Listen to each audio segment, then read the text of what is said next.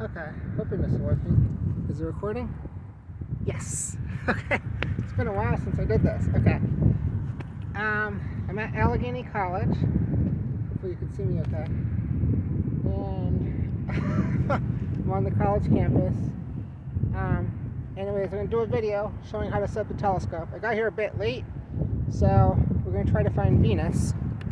So if you look over here, it's going to blow out the camera. So you never do this, but I'm not going to point at the sun. But you can see it's pretty good. Hopefully you can see. Clear skies. It's bright enough that I can barely see the screen. So, yeah, we're going to try to find the sun, then Venus, then the moon, and Jupiter. It's about 2 o'clock in the afternoon on, I don't know the date, March. So, about latitude plus 40 degrees, Cumberland, Maryland. Alright, so that's the hospital, and that's the college. So we're going to start setting up the equipment, and hopefully you can see everything. Alright, it's kind of a small angle here. Okay, so set the chair first. And yeah, you can see me. Okay. I don't know if you can hear me though. Probably not.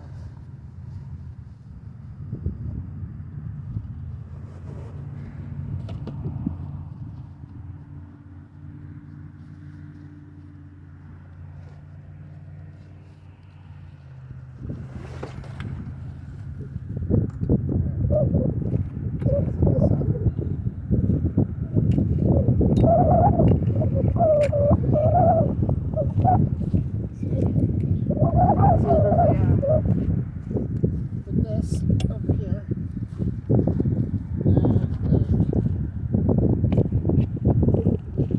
Yeah, the ground's a bit muddy, and there's a slight breeze. So I'm going to put this over here.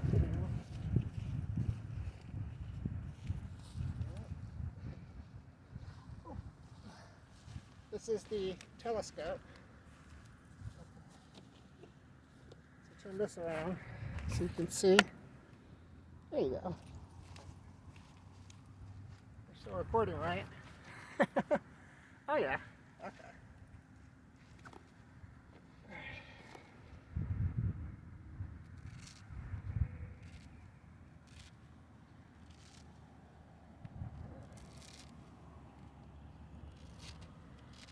So you can't see my head. I don't know if that's important or not. There we go. You can kind of see. Got some decent contrast there.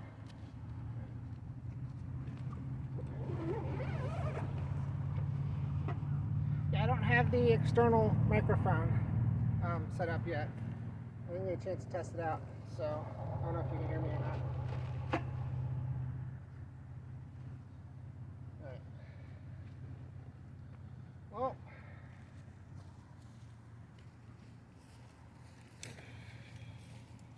do the tripod first.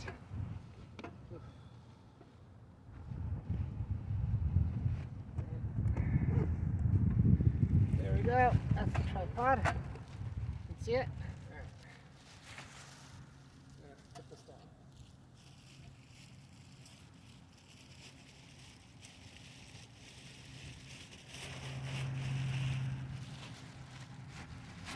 Hopefully it doesn't blow up.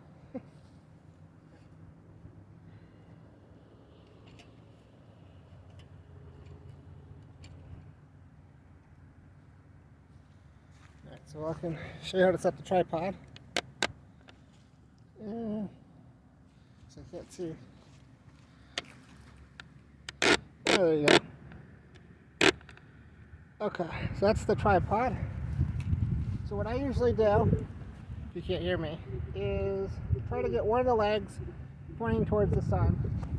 You don't have to do that. Nice bigger finder. But it's a little bit easier, I think. And the ground, like I said, the ground's kind of mucky. I think what happened was really cold last night. So the ground froze, then thawed, and turned into spring mud. It's March. Okay. Now you notice I was pushing down on it to kind of get it into the ground a bit. Now I have to level it. So to level it, I take this off.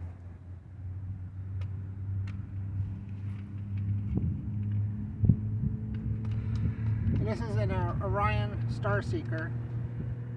But it's also available in Europe as the Skywatcher Star Discovery. The Orion Star Seeker is the USA version. And I don't think they sell it anymore. You have to get the European version now.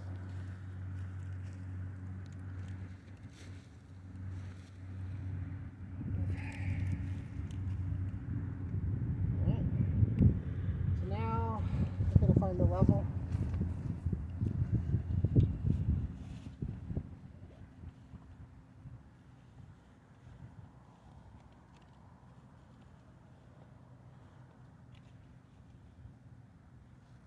Now, to show you, just a regular bubble level, about $1 from Harbor Freight.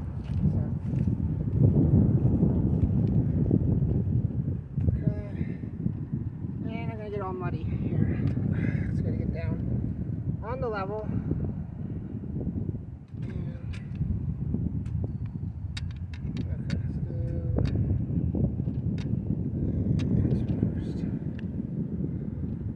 That's way too high, so it wants to go up. So go like this. So this needs to go up to balance. Yep, I can feel the mud soaking through my jeans. That's nasty. Okay. You should get knee pads for this kind of thing. Keep the mud off.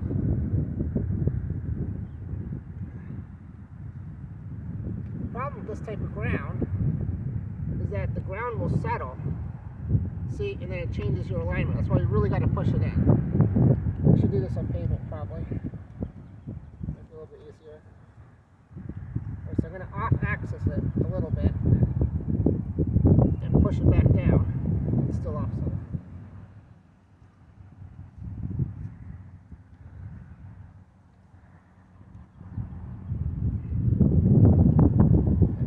Back down a little bit.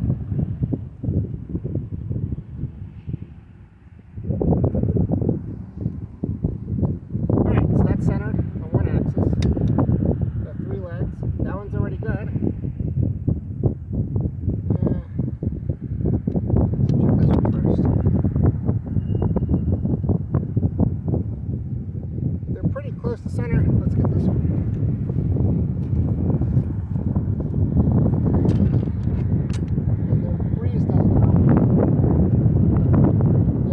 Like the most difficult part. The most time consuming at the least.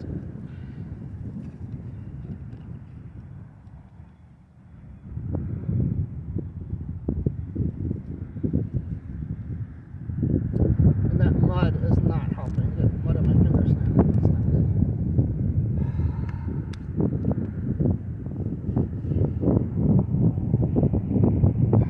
It's way off. I'm going to pull it out.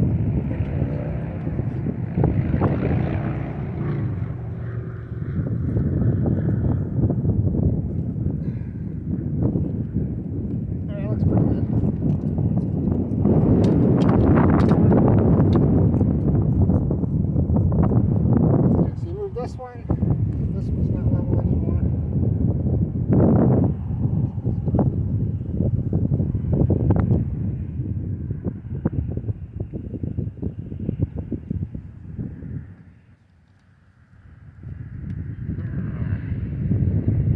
Okay, that looks pretty.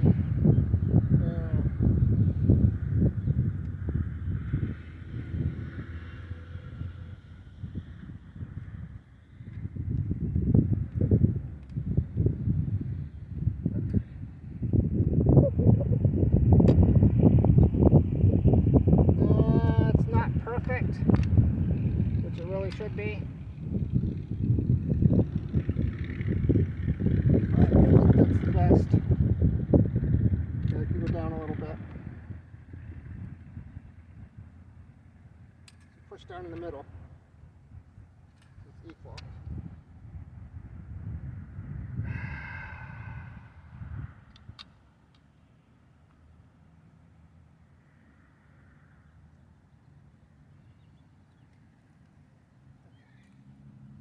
So let's try this.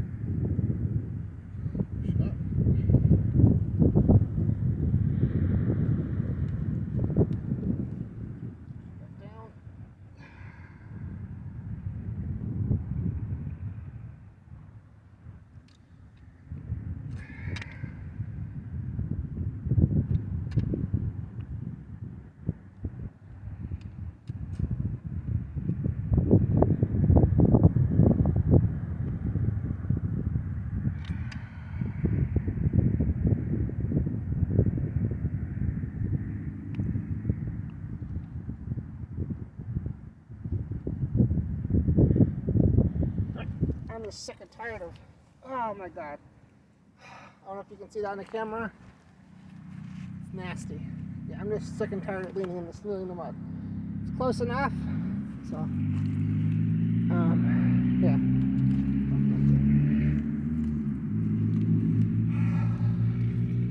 Yeah, so it's close enough, but normally I'd use a inclinometer. I wasn't sure where I put it. I couldn't find it this morning.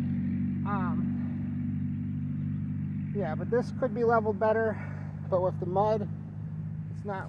I think that's the best we're going to get for now. You can fiddle with it for another 10-15 minutes, but kind of in a hurry when we get this done. So it's in the middle, so you know it's kind of close. I don't really want to get. I already got mud stains all over. It's wet. Yeah, so you're probably wondering, why am I setting the telescope up in the middle of a muddy field instead of over there on the dry pavement? There's a good reason for that.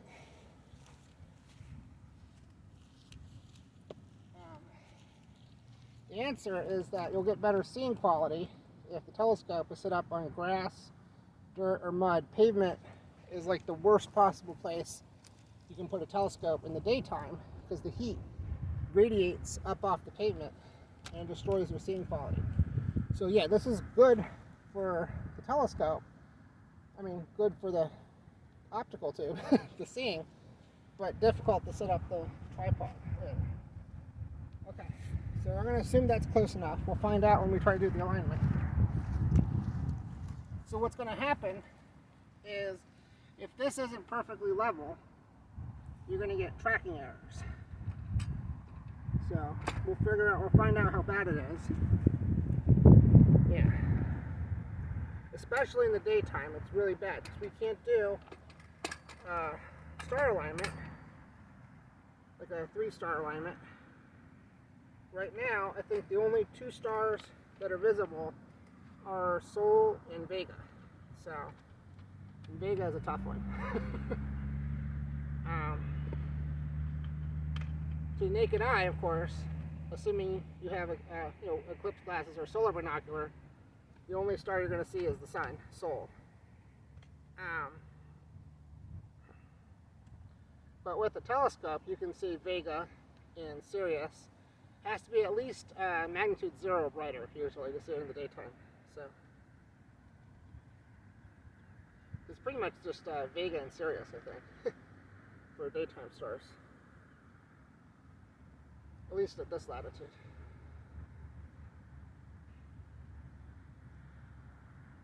Okay. That's nasty, nasty mud. The other thing you have to watch out, the deer, like the grays here, so you have to look out for the deer poop. Okay, so this is all set. We're going to rotate this around. Remember, when you're putting the telescope on, the tube needs to be facing away from the sun, or even better, like this, at a 45-degree angle. So that way the sun can't go into the back, it can't go in the front while you're setting it up. So this is a good angle here.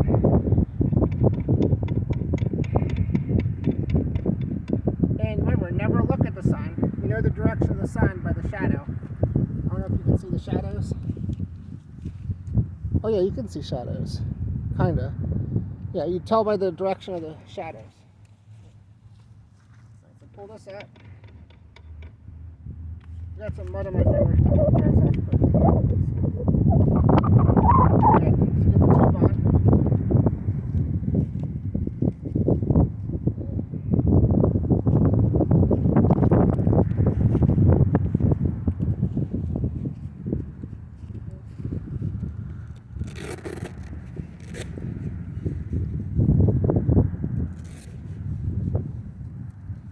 Are we actually still recording? I think there's a time limit on this thing. Can't tell. Okay.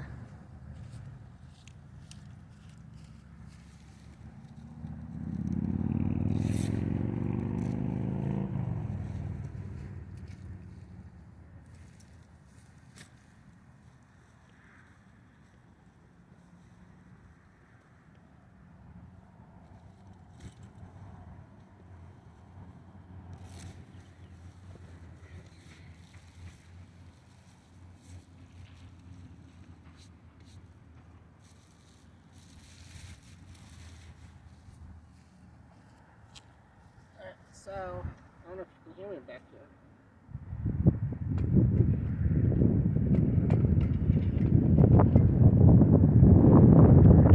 And so I kind of know where the midpoint is, but I gotta put the camera on and balance it. So move this up a bit. You want to see? Turn it this way.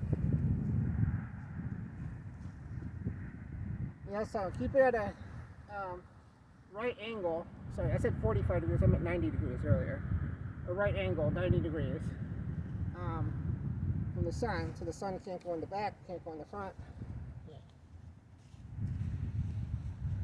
Right, so put the camera, and so like the telescope case holds the tripod, mount, optical tube, and camera, and the accessories. It's pretty good all in one case. So.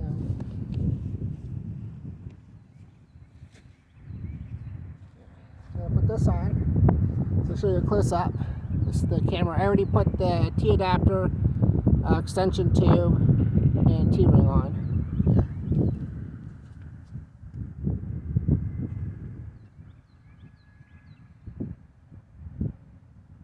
This is like a lens change. You have to do it quickly. Do not let dust in. You're going to stand in front of the breeze.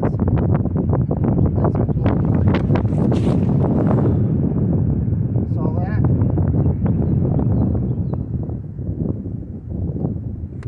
Gust of wind knocked the empty bag over. It's light enough now.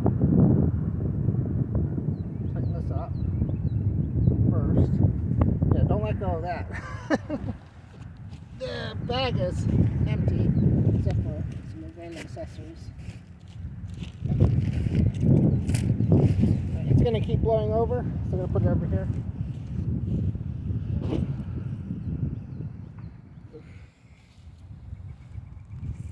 That's another reason. I don't know if you saw.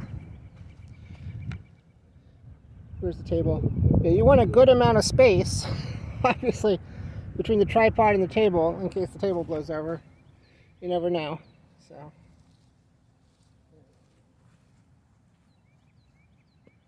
And if you notice, I put the tripod low. This tripod goes high. It goes way up to here, like, you know, way outside the camera. It goes twice as tall as this. But the lower the tripod is, the more stable it is. Yeah. That's why the camera is actually pointing down. I put the other tripod too high. Okay, so let's straighten this out a little bit.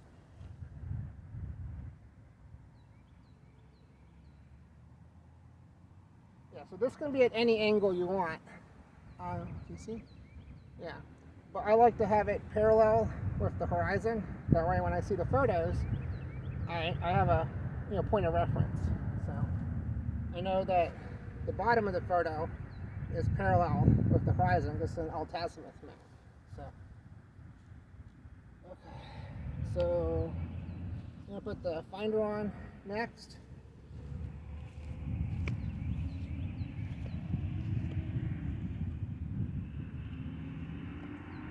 Yeah, so don't lose these caps, obviously. Put it in the camera bag. As I say, put the caps in the camera bag when you're not using them, because otherwise they'll drop or you'll forget them or they'll disappear.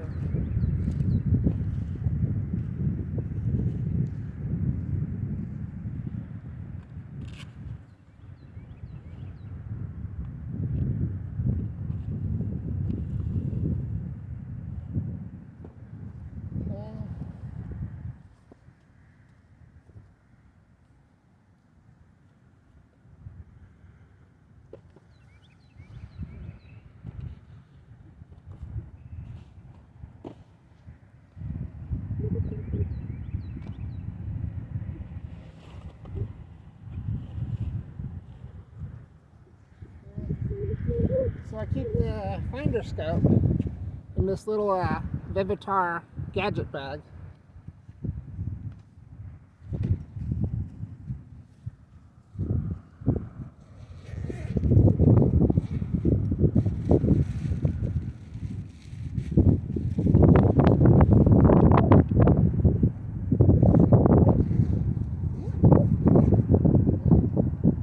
This is the 9x50 finder scope.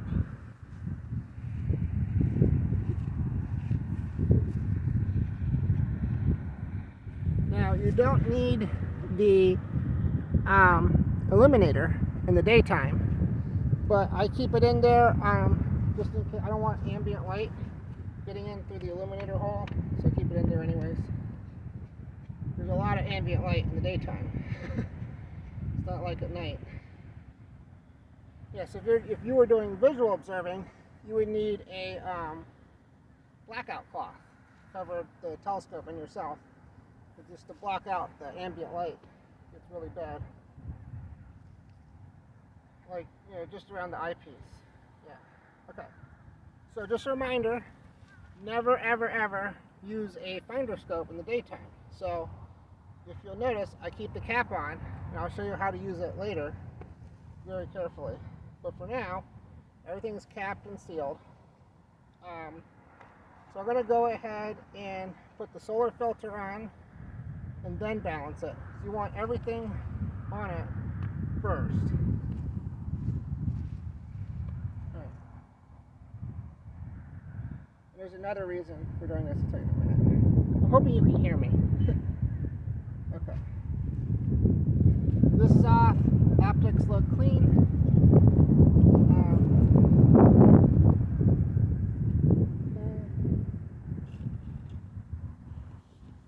So this is the solar filter.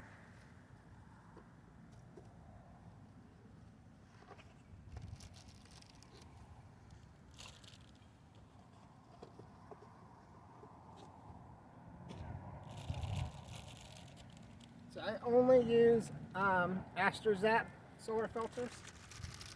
Again, I'm hoping you can hear me. It's an AstroZap solar filter.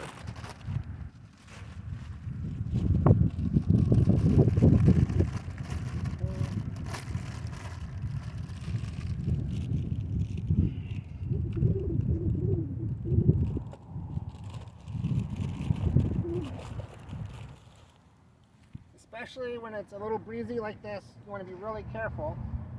Okay, now I'm going to rotate this, but note, I'm going to rotate it this way, not this way, so it's not pointing towards directly. See, now it's pointing away from the sun and toward you. Be very careful. Never ever point the telescope towards the sun without the filter. So you have to go this way, away from the sun. So you can't hear me. You have to rotate the telescope away from the sun, not the other way, so otherwise it might accidentally point towards the sun. So you have to be extremely careful about that. Nothing should ever point towards the sun. Alright, I'm going to put this.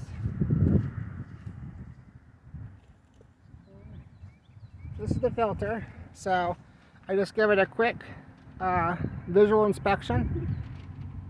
Looks clean, front, back, it's good. So a lot of people, I mentioned this in my other video, they hold it up to the sun and kind of look through it. Never ever ever do that. This is batter astro solar film. It's not safe for direct solar observation. It should only be used with a telescope or binocular. It has to be used with glass optics. It is not safe to look directly through. So if you looking for pinholes like you do in the daytime, you just look at it, you know, not through this, don't never hold it up to the sun. Just look at it like this, you know, looks okay. And if you looking for pinholes though, you just hold a flashlight over it in a dark room, like a bathroom, and you can find the pinholes indoors. You don't do that outdoors. It is, say small numbers of pinholes are normal. They don't affect the safety. So if you shine a flashlight, you might see a few pinholes, but that's normal and doesn't really affect the safety. That's kind of why it's only supposed to be used with a telescope. You never look directly through it. And ideally only glass telescopes. An all-reflecting optical system like a Newtonian or classical Cassegrain or Ritchie-Chrétien.